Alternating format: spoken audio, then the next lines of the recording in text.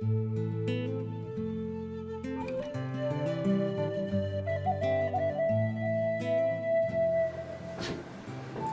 there, and thank you for tuning in to Treslin Education today. My name is George Drexel, and I don't have any particular credentials for doing this, although I've spent my entire life in pursuit of what I'm about to initiate. This is the first phase of, opening the door to what has been building in me for my entire life. Okay, sounds like a big deal, and it is. For me, it's like a total passion. And yet it is different than what I've discovered in the world a little bit. It is my own brand, if you will. I've had a tremendous education through, I guess what you would call middle school, which we call prep school, and 4 years, and then 4 years of high school, 4 years of college, and then I had another umpteen years of, getting a master's degree.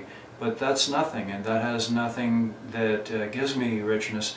What gives me richness is taking what I have learned sort of on the side, if you will, and learning to kind of put that all together in a bigger story that I can share with others. And that's why I'm here with you.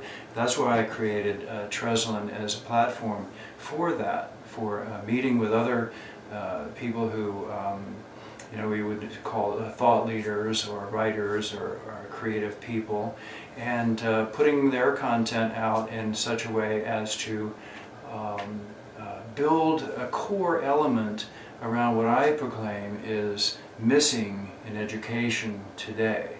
Education has become so rote, formulaic. It has to be because there's so many people. But it is possible also that we maybe re-script what education is about. And for me, I loved learning, but I hated school. So, by the time I graduated from high school, a lot of the popular guys were coming to me. It was an all-guys school, and they were like saying, "Hey, I'm going to have to go off and inherit my father's chemical business." And this was 1969, 1970. When I graduated, so there was this big revolution going on with the culture, the counterculture, and people were finally saying, who were popular. I was never popular and never had much of a peer group, or any to that point. So these people were coming to me and saying, you've really been studying things and been more serious, head down, and figuring out the meaning of stuff. Give me an idea of what am I to do?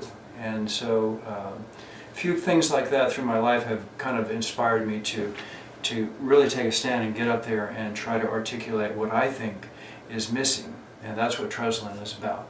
Now, the other thing is that the space that Treslin addresses, okay, this is the way I see it.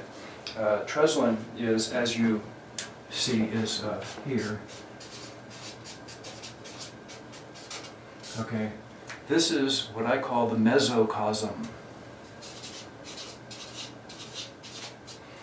And it stands between the macrocosm and the microcosm.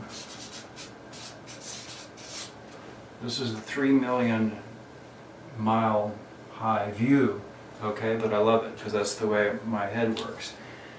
Macrocosm is the stars, the Milky Way, the big picture. The questions we ask out there are we alone?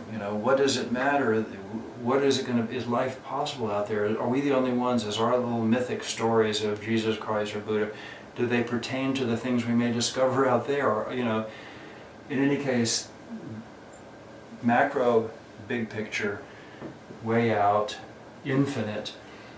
Micro, infinitely small. Those are the little phytoplankton and the bacteria and fungi and the small things that crawl under rocks and streams and that we used to monitor in Virginia. The microcosm is essential to life as we're learning. So these days we're beginning to discover the importance of the microcosm, and we're beginning to realize we have a commitment to go beyond this planet and get ourselves some perspective and meaning, because we're living through a time of the collapse of the mezzocosm. It's really all come down. I mean, there are sparks here and there of brilliance, but the culture as a whole is fraying, it's collapsed. And I got this concept from Michael Mead, who's a cultural anthropologist, a mentor of mine. And so it doesn't take too hard to look to see that, you know, what was up is now down, which as far as near the entire meaning of life has sort of shifted. It's upside down, and a lot of us think we can go out there and just kind of beat the war drums and conquer the world and make it the way we want it to be. Others of us realize that the small, quiet voices are the ones we need to listen to, and not the ones of carpet bombing it. So everything is like out there. We at Treslin endeavor to re-articulate this story through the agency of the individual. As I see it, the individual is the key. It's the agent of change. It's no longer going to come from the White House or from the Pope. The Pope, though, is an individual par excellence. He is like completely reformatting what the Catholic Church is about. And I think that's a case in point where the individual is making the shift. Okay, you could argue that of any leader, but just bear in mind the perspective that quite possibly nobody's going to come to your rescue who has power except you, because nobody is like you, and you are here for a purpose. So Treslin is helping to nurture out and draw forth that kernel, that essence, that promise to life, that commitment, that spark, that gut heat, that passion that you have, and help you articulate it, formulate it, present it, and possibly make a living continuing to spread it. So as you do, we begin to knit together the sutras. You know, they talk about the sutras, not just the Kama Sutra, but they're the sutras, the Vedic teachers.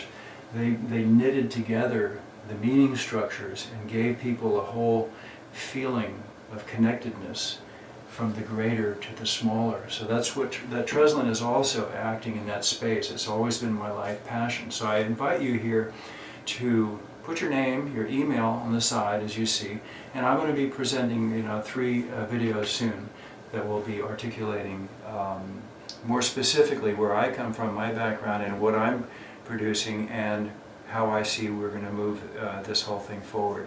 So thanks again for tuning in. I really look forward to the time when our paths cross.